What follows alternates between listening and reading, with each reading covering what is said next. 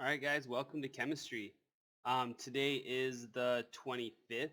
We are working on classifying reactions. So let's get started. So we have we have 5 different types of chemical reactions that we're going to be talking about in this class. The first type is a synthesis reaction. That's when you make new things. The second type is decomposition reaction. That's when you tear things apart. The third type is combustion reactions. That's when you make water and carbon dioxide. The fourth type is single replacement, and fifth type is double replacement.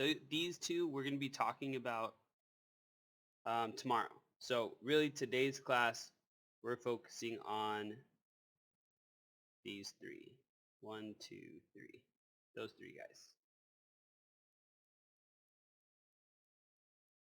So in each reaction, you'll be able to identify them certain ways. For example, synthesis reaction, you have two or more reactants, and they combine to make one product. Um, remember, when we have these equations, you have the reactions, the reactants. That's too thick a pen.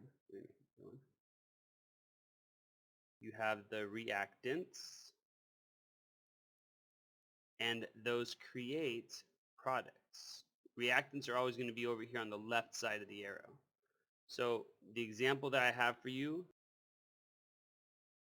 is if I have reactant A and I combine that with reactant B, I create product A and B.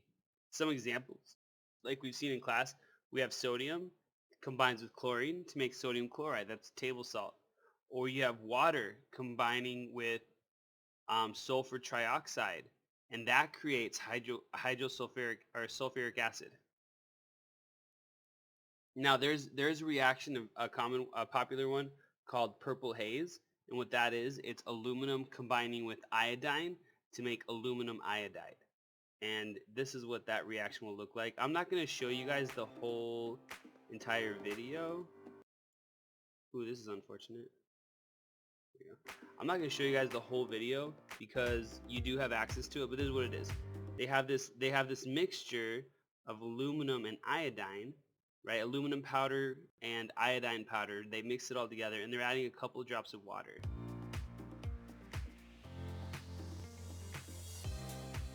What that does is it creates this purple powder, or this purple smoke, um, and then it starts burning too. It's a really pretty color that it produces. And in chemistry, all pretty gases are always poisonous. So if you're ever gonna do anything like this, you don't want to breathe it in. Okay, decomposition reactions. Decomposition is the opposite of synthesis. You have one reactant and it creates two or more products. Right? Synthesis, you had two or more products that create two or more reactants that create one product. Decomposition is the other way. You have one thing and it breaks up into multiple things.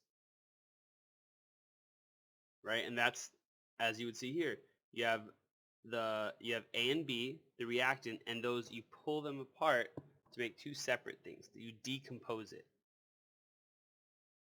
Some examples of that is you have water. It breaks up if you pass electricity through it. It's called electrolysis. You'll have hydrogen gas and oxygen gas. Another example is carbonic acid. It can break down into water and carbon dioxide. Here's an example of a decomposition reaction. It's actually just called elephant's toothpaste, where you have hydrogen peroxide, and on its own, hydrogen peroxide does break up into water and oxygen, but with this reaction, they add a catalyst to make this happen faster, and they add a little bit of soap so you can see the bubbles, so you can actually see the oxygen getting created. Hi, And my then name's the reaction Anna is, Silver. you should watch the whole video, This is potassium. but that's all I need to show you. Right? That's the reaction. It's a lot of oxygen being The created reaction very, is very catalyzed quickly, and that oxygen is mixing with the soap to create as you can this see, big bubbles. But that shows you how much oxygen is getting created all at once they add that catalyst. But that's a decomposition reaction. You start with liquid hydrogen peroxide, and it breaks down into oxygen gas and liquid water. the reaction was catalyzed. All right, and then combustion reactions. Combustion reactions are the easiest to identify because you're always gonna always gonna end up with water and CO2. Water and CO2. You will always use oxygen as a reactant because oxygen is how in chemistry we show that you're burning stuff or blowing stuff up. Some examples, you have methane combining with oxygen to create carbon dioxide and water. See, carbon dioxide and water are both products. They're to the right of the arrow. Oxygen is a reactant. It's on the left side of an arrow. You will always see this with combustion reactions. They are actually the easiest to identify because you look for those three things. Oxygen on the left, carbon dioxide, and water on the right. Another example is I don't know the name of this. You have this guy, and it combines with oxygen to produce carbon dioxide and water. You will almost always have with these combustion reactions, you'll always have not only oxygen on the left-hand side, but you'll also have this chain of carbon, hydrogen, and oxygen here on the left-hand side as well. They're very quick to identify. If you see any reaction that's just carbon, hydrogen, and oxygen, all throughout, carbon, hydrogen, oxygen, hydrogen, oxygen, carbon, hydrogen, oxygen, hydrogen. So there's no other element here other than carbon, hydrogen, and oxygen. That's going to be your combustion reactions. And here's an example of a combustion reaction. It's if you ever wanted to see the experiment where they show how much energy is inside of a gummy bear, they're burning all of the sugar that's in this gummy bear. And this is what you're eating if you're eating one gummy bear. Gonna skip.